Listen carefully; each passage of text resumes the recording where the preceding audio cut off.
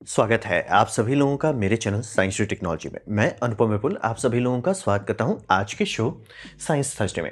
आज हम लोग बात करेंगे फिलामेंट फॉर 3D प्रिंटिंग। ये मार्केट अब थोड़ा इवॉल्व हो गया है, सैचुरेट हो गया है, तो अब इसे समझते हैं।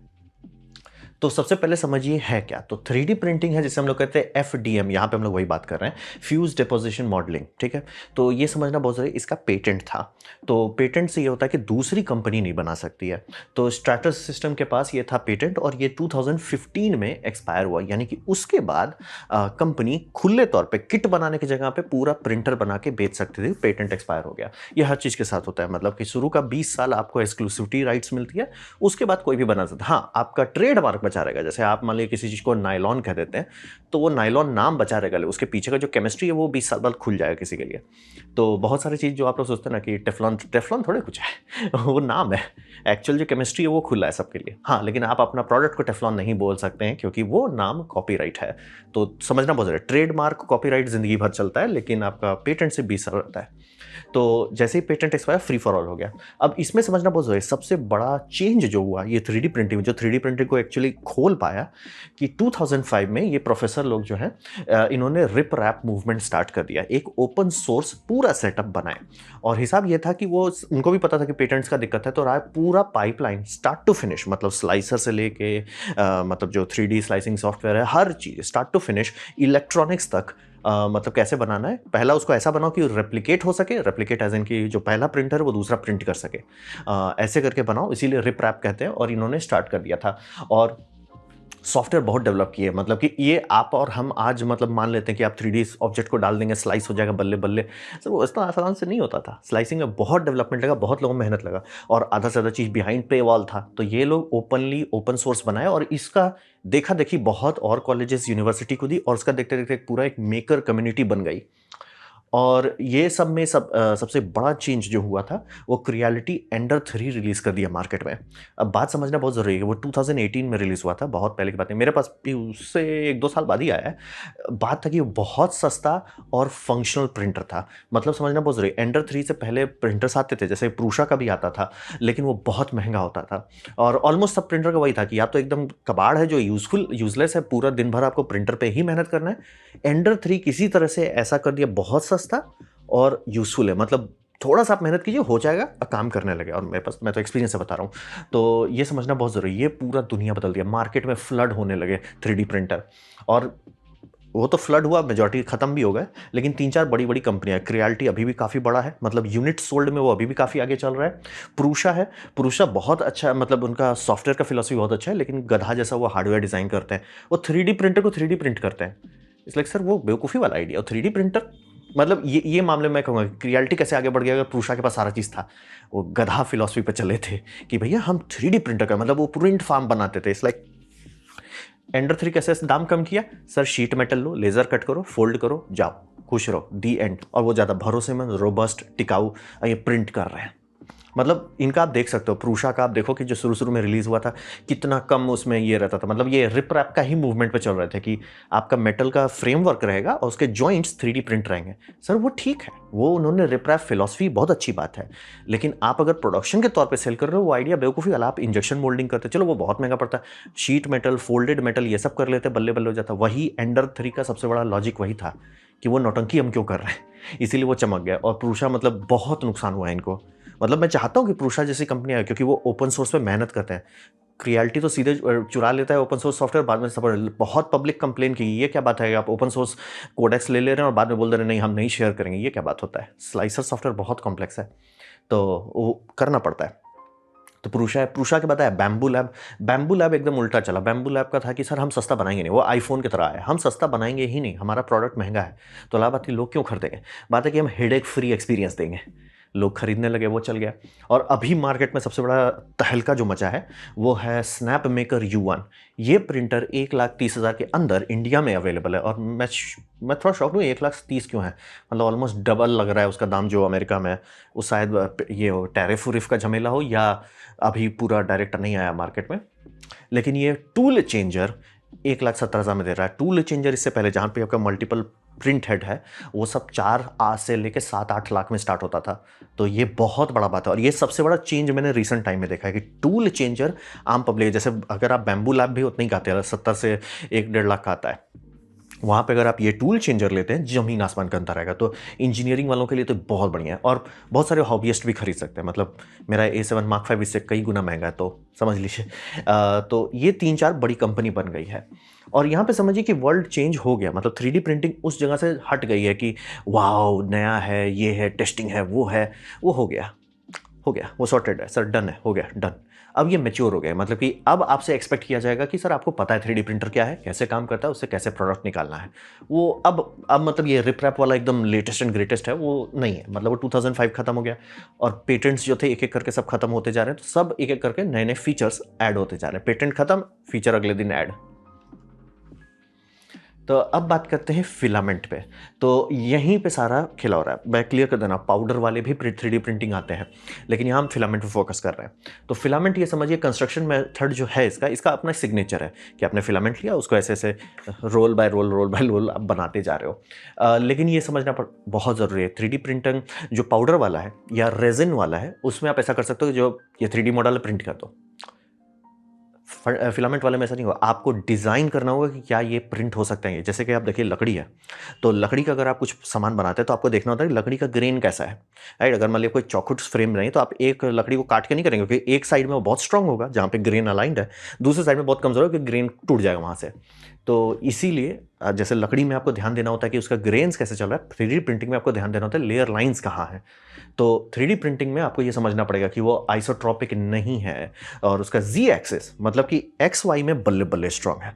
मतलब जैसे मैं ये 3D प्रिंट बनाता हूँ तो इसको इस एक्सिस पे कोई टेंशन नहीं है, लेकिन यहाँ पे जब मैंने स्टिक डाला है उसको अगर हम थोड़ा सा भी ऐसे ट्विस्ट करेंगे टूट सकता है। मतलब वो कमजोर करके, मतलब जितना इतना लोड मैं इस पे ऐसे डाल सकता हूँ बल्ले बल्ले, लेकिन अगर ये इसको ट्विस्ट करने को तुरंत ये टूट जाएगा। ये अभी नहीं टूटेगा क्योंकि मैंने बनाया है और इसमें मैंने नट बोल्ट डाला हुआ है। ये ऐसे स्क्रू करके रखे हुए ताकि वो कंप्रेशन में रहे। ये यही आपको 3D प्रिंटिंग में ही करना है। आपको ये लेयर स्ट्रेंथ बहुत स्ट्रांग है लेकिन ये कमज़ोर है, तो आप क्या करो, बोल्ट लगा दो। जैसे लकड़ी में होता है ना कि अलग अलग लकड़ी के पीस से दरवाजा क्यों बनाया जाता है, क्योंकि एक बड़ा पीस कमज़ोर होगा, एक साइड में बल्ले बल्ले स्ट्रांग है, दूसरे साइड में किटकैट जैसे टूट जाएगा। तो वही है, आपको ये समझना पड़ेगा। ये इसीलिए मैं बोल रहा हूँ कि 3D प्रिंटर से आज कोई नहीं एक्सपेक्ट करता कि हम आपको सिखाएंगे 3D प्रिंटिंग। वो सब अगर आप इंजीनियरिंग वाले में काम कर रहे हो या कुछ कर रहे हो तो लोग एक्सपेक्ट करते हैं आपको पता है 3D प्रिंटिंग कैसे होता है। वो हम देख चुके हैं पूरा दुनिया, मतलब कि अरे 3D प्रिंटर आएगा, ये होगा, वो होगा, हो गया सर, अब बोरिंग हो गया है। मतलब अब एक्सपेक्ट करते हैं कि सर आपको आना चाहिए कैसे बनाते हैं। मतलब जैसे बोल रहे ना कि बोला मैं इसको कर दूंगा, एक बार गिरा तार से टूट जाएगा, क्यों, लेयर लाइंस को सपोर्ट नहीं था, तो लेयर लाइन को सपोर्ट मैंने बोल्ट से किया है। ये बहुत चीज़ हम तोड़े हैं प्लास्टिक का, बहुत फिलामेंट बर्बाद किए हैं, तब जाके समझ में आया ये सब करना पड़ता है। तो ये लेयर एडिशन लिमिटिंग टेक्नोलॉजी है। मैं एकदम क्लियर था, फिलामेंट प्रिंटिंग अगर आप देखोगे जस्ट मॉडल क्या बना सकता, बम बम है, इससे बेटर कुछ है ही नहीं। और रहा बात की तो उसको हम लोग इस्तेमाल हर जगह क्यों नहीं करते, बात वही है, इंजेक्शन मोल्डिंग जब आप करते हो कोई भी प्लास्टिक का, वो एक पूरा ये बनाता है, यूनिफॉर्म मटेरियल बनाता है। तो उसमें आइसोट्रोपिक होने का फायदा मिल जाता है कि हर साइड एक जैसा स्ट्रांग होता है। 3D प्रिंटिंग में वैसा नहीं होता है कि ऐसे ऐसे बल्ले बल्ले स्ट्रांग, मतलब टेंशन में रखे 3D प्रिंटिंग बहुत बढ़िया है, लेकिन अगर लेयर लाइन से स्ट्रेस गया तुरंत फेल हो जाएगा। तो XY बल्ले बल्ले Z में कमज़ोर है। तो आपको हर डिज़ाइन को ऐसा बना, या तो पार्ट्स में बनाइए या उससे सपोर्ट कीजिए, ये आपको करना पड़ता है। यही इसका सबसे बड़ा लिमिटेशन है। नहीं तो 3D प्रिंटिंग से हम लोग बहुत चीज़ क्यों नहीं कर लेते, बात वही है। एक फंडामेंटली कोर फिजिक्स में उसका एक लिमिटेशन है। जैसे कि प्लाईवुड क्यों बनाना पड़ता है, ताकि आप लकड़ी का कुछ भी कर सको। अगर नॉर्मल लकड़ी का आप करेंगे तो ग्रेन का स्ट्रक्चर में बल्ले बल्ले स्ट्रांग रहेगा, दूसरे उसके 90 डिग्री में वो बहुत कमज़ोर रहेगा। कार्बन फाइबर में भी इसीलिए कि एक ग्रेन स्ट्रक्चर ऐसे एक 45 डिग्री, एक उस 22 डिग्री ऐसे करके डालना पड़ता है, तब जाके वो यूनिफॉर्म बनता है। यहाँ पे भी आपको ध्यान देना होगा, लेयर एडिशन है और इसका हमारे पास कोई एक्चुअल सोल्यूशन नहीं है। मैंने बहुत देखा कि ये प्लास्टिक आ जाएगा, वो हो जाएगा, और बोल रहा हूँ मैं कई साल से चला रहा हूँ, तो ये इसका भी मैंने कोई सोल्यूशन नहीं देखा कि एक्चुअली कैसे सॉल्व करते हैं। मतलब कि कुछ लोग देखा कि अच्छा हम ज्योमेट्री ऐसा कर देंगे कि लेयर लाइन थोड़ा सा ऑफसेट रहे, थोड़ा सा अच्छा ओवरलैपिंग हो, थोड़ा ही है, मतलब कुछ नहीं, सब बहुत बेटर है, बट लाइक उस वही लिमिटेशन है। मतलब चोक पॉइंट जो है, कोई अब इंजीनियर या साइंटिस्ट अभी तक नहीं फिर रहा कि सर फिलामेंट को एक फिलामेंट के ऊपर रखें और ये दोनों जगह अगर वेल्ड हो जाए, बल्ले बल्ले, वो नहीं हो रहा है। इसलिए वो नहीं हो रहा। हाँ, आप बेटर फिलामेंट खरीद सकते हैं, जैसे कि आप इंजीनियरिंग मटेरियल ले सकते हैं जो हेलीकॉप्टर में यूज़ हो रहा है, स्पेस में यूज़ हो रहा है, तो वो भी तो ऐसे ही प्रिंट कर रहे हैं, तो कैसे यूज़ हो रहा है। बात है कि उसका मटेरियल बहुत स्ट्रांग है, तो उसका ये वीक लिंक भी काफ़ी स्ट्रांग हो जाता है। मतलब या वो डिज़ाइन ऐसा करेंगे कि सर ठीक है, इसको हम एक एक्सेस में रखें, दूसरा एक्सेस में उतना लोड नहीं जा रहा है, तो वो थोड़ा फंडामेंटल लिमिटेशन है। और यहाँ पे हम लोग वही बात है, फिलामेंट चाहे तो आप बॉटल कैप से भी बना सकते हैं। बहुत प्रोग्रेस हो चुका है 3D प्रिंटिंग में, लेकिन ये लेयर कोई इंजीनियर या साइंटिस्ट या केमिस्ट फिगर आउट कर ले, कुछ ऐसा हो कि सर यहाँ पे लगाओ, अल्ट्रावायलेट मारो, ये हो जाए, क्या बोलते हैं, वेल्ड हो जाए लेयर, बल्ले बल्ले। रेजिन प्रिंटर वही करता है, बट फिलामेंट में हम लोग नहीं सॉर्ट कर पाए, इसीलिए आपको नट बोल्ट डाल दीजिए, बेस्ट रहेगा। तो सबसे पहला मास मटेरियल जो अब के टाइम में सक्सेसफुल है वो PLA है, यानी कि पॉलीलैक्टिक एसिड। तो पॉलीलैक्टिक एसिड ये बायोडिग्रेडेबल है बाय द वे, यानी कि ये अगर मैं ज़मीन में गाड़ देता हूँ, कुछ साल बाद ये गायब हो जाएगा। तो ये थर्मोप्लास्टिक है। फिलामेंट ये बहुत अच्छा है, मतलब कोई भी अगर 3D प्रिंटिंग में घुसना चाहता है, PLA से गाड़ी खोलो, ज़्यादा दिमाग मत लगाओ। PLA अब उसका ब्लेंड जो होता है, जो भी आप ये देखते हो पॉलीलैक्टिक एसिड, उसका प्रपोर्शंस होता है, उसमें कितना बाइंडर है, उसमें कितना ये है, कितना वो है, कलर कितना है, डाई कितना है, सब चीज़ डाला जाता है, स्टेबलाइजर्स कितने हैं, बहुत सारा चीज़ डालना होता है। तो वो सबका रेशियो सॉर्ट हो गया है, यानी कि ओपन फ्रेम प्रिंटर, यानी कि जो डब्बे के अंदर नहीं है, ओपन वजह से एंडर 3 सस्ते वाले प्रिंटर बेसिकली, वो सब में ये बहुत अच्छा प्रिंट होता है। मतलब कि अगर आपका प्रिंटर सही है, थोड़ा सा भी आप कैलिब्रेशन पर ध्यान दिए, चल रही है, लोड नहीं लेना है, तो इसका बहुत अच्छा है। और इसका ब्लेंड सॉर्टेड हो चुका है, तो इसको मतलब हर ब्रांड आपको 1000 रुपये में 1 किलो दे ही देगा। इंडिया की बात कर रहे हैं, अमेजोन पे बात कर रहे हैं, कोई टेंशन वाली बात नहीं है, बहुत बढ़िया काम करता है। लेकिन ये बहुत कमज़ोर है, यानी कि गर्मी तो एकदम ही हो रहा है। यानी कि अगर ये मैं बना लिया, उसको यूज़ कर रहा हूँ, बल्ले बल्ले घर के अंदर मैं यूज़ कर सकता हूँ। अगर इसको धूप में रख दिए, लुचकुच हो जाएगा। जून जुलाई का गर्मी में तो सीधे पिघलने पे आ जाएगा, क्योंकि 60 डिग्री से ऊपर ये सॉफ्ट होना शुरू हो जाता है। और अगर स्ट्रेस पड़ा है, मान लीजिए इसमें मैंने कोई लटकाया, कोई वजन डाला हुआ है, वो उससे पहले ही बोल जाएगा, तो ये गर्मी नहीं संभालता है। अमेरिकन वाले इसको बड़ा यूज़ करते हैं, यूरोपियन बड़ा यूज़ करते हैं। हमको समझ में नहीं आता था कि भैया मेरा क्यों कमज़ोर है। ओ, इंडिया गर्म है, इसका टेम्परेचर उतना अच्छा नहीं है। और ये मैं एकदम क्लियर था टेम्परेचर के बारे में, बहुत ही ऐसा 60 से पहले इसको कुछ नहीं होगा, 60 के बाद सब चीज़ हो जाएगा, ऐसा नहीं है। 60 का मतलब है कि लोड नहीं है तो 60 पे ये पिघलेगा, लोड डालेगा 50 पे ही कमज़ोर होने लगेगा, बहुत लोड डाले 40 पे कमज़ोर हो जाएगा। तो ये आपको समझना पड़ेगा कि गर्मी ये नहीं बता है। सबसे बढ़िया ट्रेनिंग, प्रैक्टिसिंग, सब चीज़ बल्ले बल्ले, लेकिन गर्मी नहीं डालना है आपको इस पर। दूसरा, अल्ट्रावायलेट, यानी कि धूप में रखें, सूर्यदेव इसमें इतना प्रेम डालेंगे कि मोलिकुलर लेवल पे तोड़ देगा, इसीलिए वो बायोडिग्रेडेबल है, तोड़ देगा। फिर क्रीप, यानी कि इस पर अगर मैंने हुक्स बनाया, हुक्स धीरे धीरे लुचपुच हो जाएगा, आपको बहुत मोटा बनाना पड़ेगा। क्रीप ये सब का है, तो है ये मैं एकदम क्लियर। गाड़ी खोलने के लिए इससे बढ़िया मटेरियल नहीं है, बायोडिग्रेडेबल है, इन्वायरमेंट को भी कम नुकसान होगा। लेकिन इस पर कोई सीरियस काम करने के लिए आपको बहुत भयानक इंजीनियरिंग करनी पड़ेगी, ताकि इसका सारा वीकनेस सॉल्व कर सकें। और ऑब्वियसली आउटडोर आपको डालना नहीं, आउटडोर डाले सर कोई मतलब नहीं। शॉर्ट टर्म ठीक है, जैसे मान लिया आप दिवाली के लिए क्लिप बनाए, दिवाली भर उस क्लिप को रहना है धूप में, ठीक है, हो जाएगा। दिवाली के बाद उतार लीजिएगा, भूल गए कि अगले साल भी यूज़ करेंगे, धूप में रह गया साल भर, खत्म सर, धुआं हो जाएगा, धुआं। तो ये हुआ PLA। गाड़ी सब लोग यहीं से खोलते हैं और यहीं से स्टार्ट करना चाहिए। अगर आप PLA से काम का प्रोडक्ट निकाल लेते हैं, बल्ले बल्ले। अब आते हैं ABS। ABS थोड़ा अजीब बात है, क्योंकि ABS से ही गाड़ी खोली गई थी। ABS प्लास्टिक, मतलब ढंग का मेजॉरिटी चीज़ आप प्लास्टिक का जो छूते हैं ABS होता है, प्लास्टिक बॉटल्स की बात नहीं कर रहे हैं। तो ABS जो है ये बहुत स्टार्टिंग से लोग कर रहे हैं। ये मेरा पहला था, मतलब बात कर रहा हूँ 13 साल पहले, वीडियो है दिया हुआ है, और मैंने उसको 13 से पहले देखा था। उस टाइम इंटरनेट TV नया कॉन्सेप्ट आया था, रिवीजन 3 करके था, वो चैनल उसका था। ये अब यूट्यूब में अपलोड हुआ है, हम उसमें देखे थे रिवीजन 3 में। तो उस टाइम वो PLA से लोग ये करते थे। PLA उतना सॉर्टेड भी नहीं था और ABS पे ही सब लोग कर रहे थे। लेकिन ABS में दिक्कत होता है, ABS बहुत फिनिकी है, यानी कि इसको चेंबर जो है जहाँ पे आप प्रिंट कर रहे हैं, वो पूरा चेंबर सील चाहिए, मतलब एयर फ्लो नहीं हो रैंडम, और उस चेंबर थोड़ा गर्म हो, मतलब 60 या 70 डिग्री हो। अगर नहीं करते हैं तो ये होता है कि जो लेयर इसका ठंडा हो रहा है, आपने ऊपर गर्म गर्म लेयर डालते जा रहे हैं, नीचे जो ठंडा हो रहा है वो उखड़ जाएगा, मतलब ये कर्ल कर जाएगा, उखड़ जाएगा सीधे, या लेयर टू लेयर जो वीक लॉइंग है वहीं से टूट जाएगा।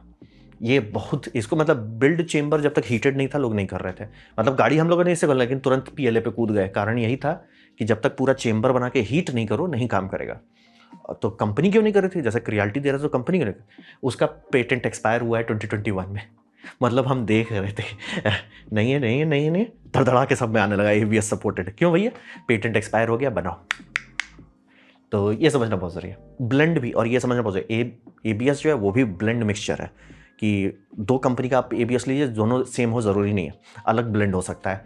तो ब्लेंड जो है उसको भी थोड़ा टाइम लगा ट्विक करने के, 3D प्रिंटिंग के लिए बना रहे हैं आप, तो उसको वैसे एडजस्ट कीजिए।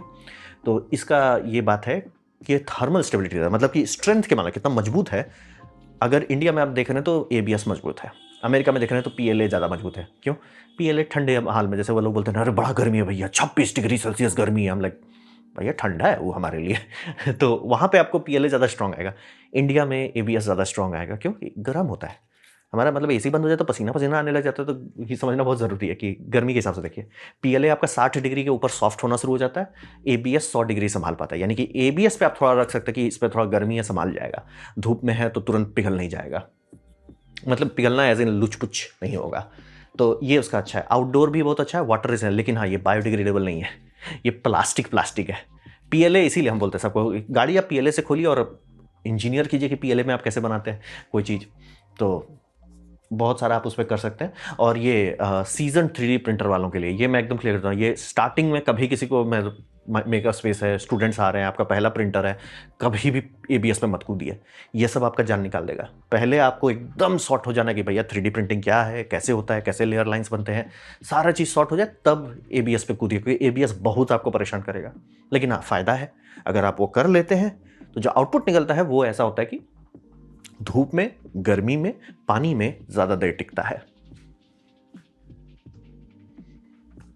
अब बात करते हैं एडवांस का। एडवांस में समझिए, अभी तक हम लोग बात कर रहे हैं पॉलीमर का।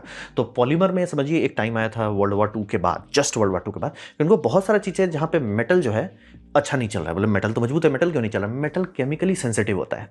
यानी कि आप मेटल ले लिया, सर ये बहुत बढ़िया एल्युमिनियम है, ओए ओए बढ़िया है सर, कुछ कुछ एसिड्स हैं जो एल्युमिनियम को सीधे खत्म सर, दी एंड, खत्म, स्टील खत्म, एल्युमिनियम खत्म, दी एंड हो गया।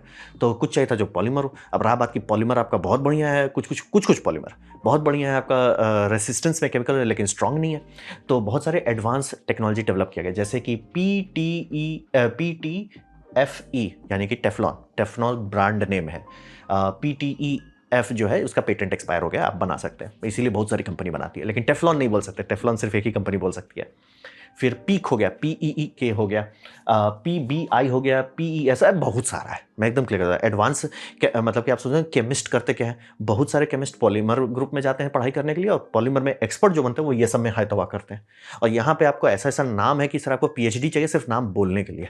मैं ट्राई भी नहीं करूँगा पिक का फुल फॉर्म क्या है, तो समझना बहुत ज़रूरी है। तो उसका क्या फ़ायदा हुआ, वो ऐसा पॉलीमर बनाने लगा जहाँ पे बहुत सारे चीज़ कोई और फिट बैठेगा नहीं। पॉलीमर बहुत कमज़ोर होगा, मतलब इस सब के बिना नॉर्मल प्लास्टिक बहुत कमज़ोर होगा, मेटल हैंडल नहीं कर पाएगा, या तो बहुत भारी हो जाएगा एरोप्लेन पार्ट सब के लिए। तो वो सब का डेवलपमेंट हुआ। ये सब आप समझिए 1970s की बात है। और ये हैवी मटेरियल है, यानी कि बम बम एनर्जी चाहिए होता है इसको चलाने। जैसे कि इसके लिए अलग से प्रिंटर आते हैं जिसको हाई टेम्परेचर प्रिंटर कहते हैं। इस सब का जो हॉट एंड टेम्परेचर, जैसे कि मेरा अपना एंडर 3 है, 220 180 चिल रहा हो। एबीएस भी अगर आप करना चाहते हैं 230 के अंदर निपट जाता है, कोई ज़्यादा लोड नहीं लेना है। ये सब 420 तक जा सकता है टेम्परेचर, 350 मिनिमम।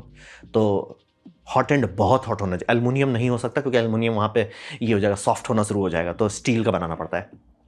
तो वही समझ लिए, बहुत हाई एनर्जी चाहिए। और चेम्बर जो है, चेम्बर भी पूरी तरह से सील हो और 200 डिग्री तक वो संभाल सके, नहीं तो वही प्लास्टिक का वार्पिंग इशू होगा।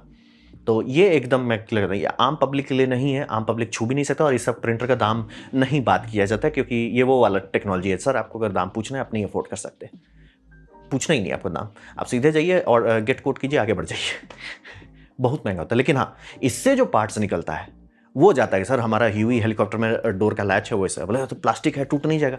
सर वो प्लास्टिक को बस इतना मजबूत होना है कि बाकी चीज़ टूट जाए। यानी कि एल्युमिनियम का आपका स्किन से हेलीकॉप्टर बनाया हुआ, बल्ले बल्ले वो तो टूटेगा ना। आप बोलो सर हमने हिंज दे दिया 10,000 टन संभाल लेगा, सर वो एल्युमिनियम का जो फ्रेम है वो 100 टन में फेल हो रहा है, आपको बस 101 टन तक जाना है, उससे ज़्यादा क्योंकि बाकी स्ट्रक्चर फेल हो जाएगा। इसीलिए इंजीनियरिंग में वही होता है, बैलेंस करो। ये सब पहुंच गए कि सर हम इससे पार्ट्स बनाएंगे, वो आपका काम हो जाएगा। मतलब डोर का लैच है और हल्का होगा, हल्का होगा तो तेल कम खाएगा, ज़्यादा दूर जाएंगे।